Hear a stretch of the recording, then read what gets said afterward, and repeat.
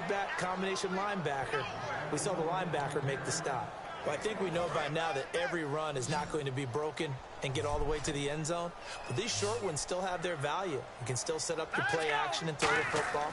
You control the clock because you have the ball and they don't.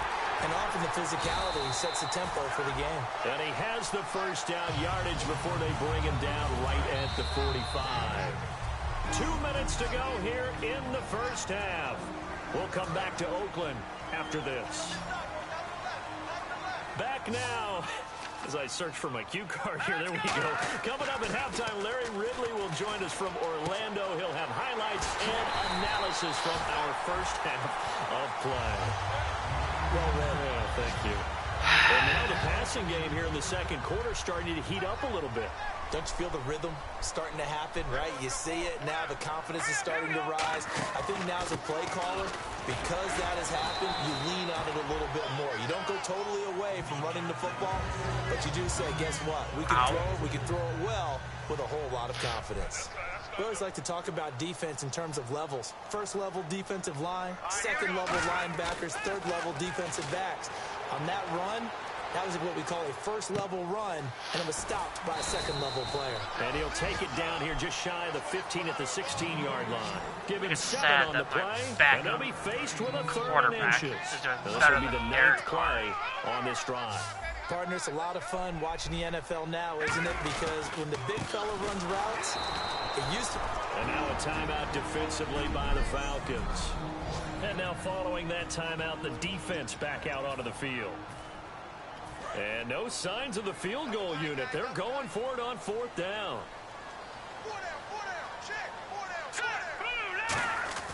Now Cook. And it is incomplete. The Raiders try it on 4th down, but to no avail. And the Falcons defense stands tall. They'll get the football back. And here now come the Falcons. And we'll see how this is played. Offensively, they've got the lead. Not a whole lot of time left. What do you think, Charles? Well, it's tempting to try and add to your lead, but a mistake. Now whistles come in. We're going to get a timeout here by the offense. So that means they're down to 1 remaining here as we head toward halftime.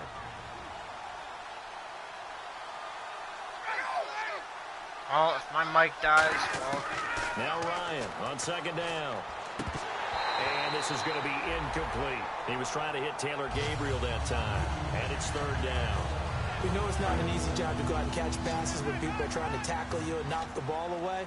But the bottom line is, that's a pass he's got to have and a pass he should have caught. From the gun on 3rd down, Ryan. Austin Hooper, the tight end, was the intended target. Now 4th down. I'm not sure we could spot any tendency here on this 3rd down. They could have run it or passed it. Either one was available. They chose to try and get it through the air, but they were unsuccessful. And he gets this away, and look at this. This is a good one. And that one hits a little too close to the goal line, and it continues into the end zone for a touchback. And now here come the Raiders. You know what? I'm just and what do you think goes on here in this Fuck situation? this. If you got the football, you're trailing, you're back in your own territory with just a little time. Do you try something? You're thinking about jump-starting your team, right? You just mentioned it. They're down. They're trying to get back. Nowhere to go here. He lost the football. And the Falcons say they have it. They do. All these years we've been watching the game, I start to get the sense that whenever it rains out, those guys who have to touch the ball and carry it, they're extremely resentful about that weather. Yeah, I'm just happy I'm not resentful that we have a roof over our heads. I know that much. Yeah, maybe we won't fumble our play sheets here as we just saw the fumble happen on the field. And incomplete. Patrick DeMarco, the fullback, the one he was looking for. And that'll bring up 2nd down. Receivers work all the time on making sure they catch the ball, haul it into their bodies before they turn and run. A little bit of loss of focus on that play. Again on 2nd and rush coming, and he's taken down. The safety blitz turns out to be a great call defensively as they sack him for a loss of 9. Now hold everything here. We're going to get a timeout by the offense. And with halftime on the horizon, they'll be out of timeouts from here forward. And the kick for the 41-year-old is up and good. And the lead will grow. It's now 17-0. It's a little bit of time left here in the second quarter, but they get the field goal near the end of the first half to expand that lead. Yeah, that's got to feel good, but they can't let up. Now on the kickoff, they've got to make sure they don't give up a big return or big yardage to set up the other team for one last chance to score themselves.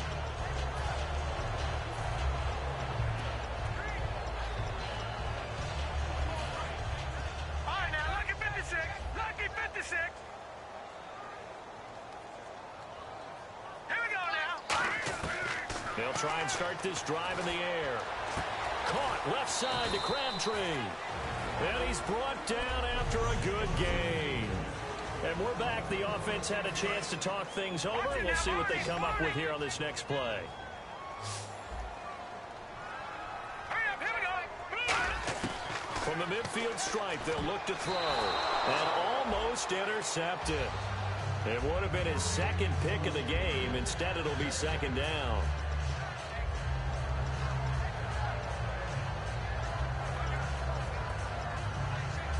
And you see the clock almost empty, so this is likely the last play in the second quarter. They'll throw now on the final play. Letting one fly deep for Cooper. And this is caught inside the 5. And he's in for the touchdown on the final play of the first half. The prayer is answered. How did they get that done? Well, certainly they haven't had the ideal first half, but there's some momentum for them to take into halftime. Yeah, and it might not be that wild momentum, that you see sometimes where they score late and teams go sprinting off and the whole deal. No, it might not be that, but it does give them a better feeling about themselves and what they can accomplish in the second half. So the long touchdown on the final. Okay, well, so much for the halftime report here. Guy can't even finish his Snickers. We're going to get right to the third quarter. Let me spit this out. This will be taken to the back of the end zone. And no run back here. This will be a touchback, and it comes out to the 25-yard line.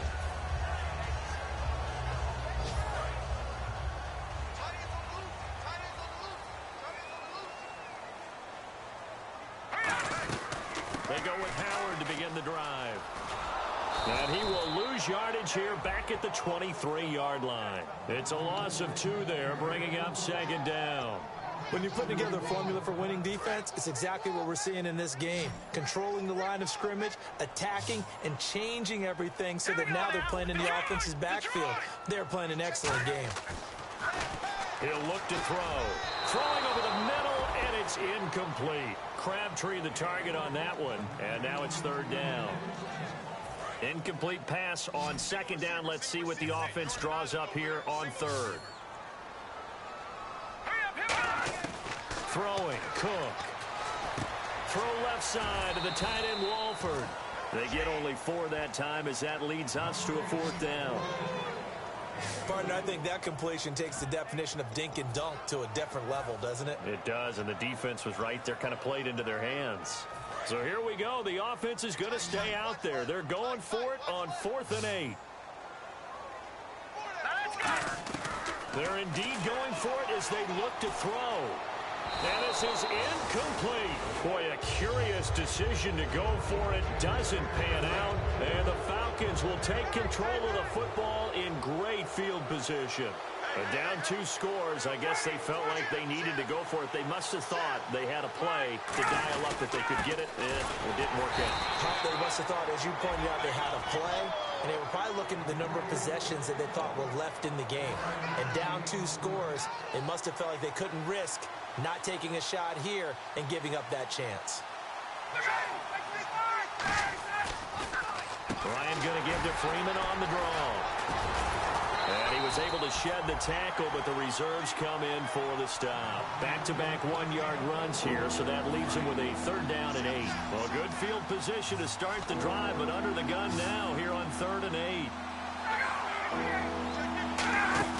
A fake to Freeman. Now it's Ryan.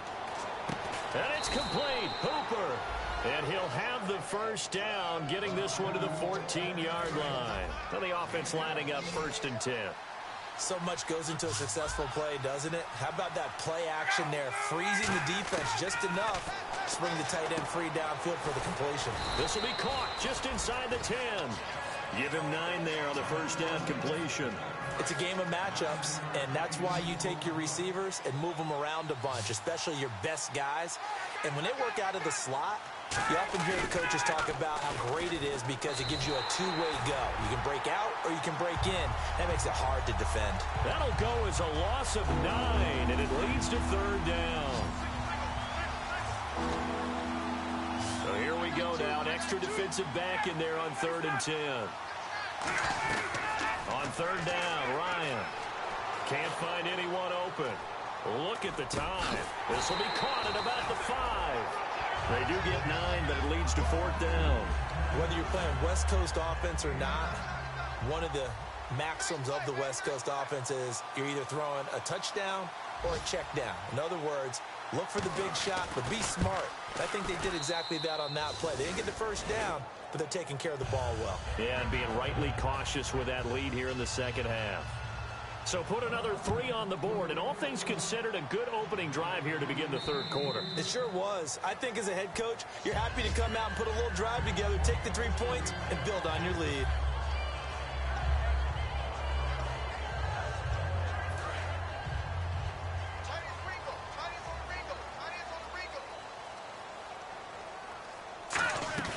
They go play action here on first down. And he can't get away from the pressure. Cook goes down. The corner blitz gets there as he goes down for a loss of 7. Well, when defensive coordinators game plan to put pressure on a quarterback, they often want to use blindside rushes, and that's exactly what they did there. The cornerback gets to him and drops him. He's going to launch this thing way downfield. No, he almost had it. Already with 1 interception, just missing his second there. One thing I know from experience is that when the deep ball is thrown and you're the defender, you've got to fight that little bit of panic that emerges. You've got to play the ball really well. It's a 50-50 jump ball play. And guess what? They took a shot. How are you going to win it? And in this case, they managed to get it done. My high school coach, John Ford, used to say all the time, if you're in a bad situation, laddie, don't compound it with a bad decision as well. And I think that's what we just saw there. Harassed in the pocket, and he throws into double coverage anyway. He called you laddie? He called me laddie, and that was the nicest thing he called me. And how about this? 4th and long, and they're going to go for it. They're going to try and throw. And it is incomplete. A surprising move to go for it, predictably at least. Somewhat predictably, it doesn't.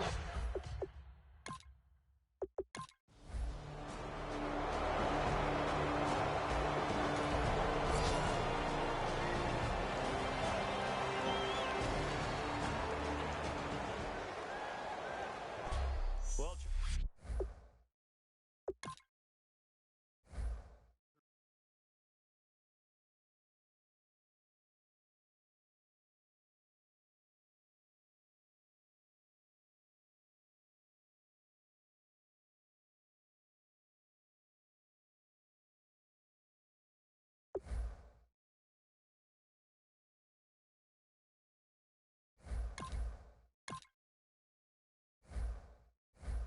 Kick off your week by installing your game plan.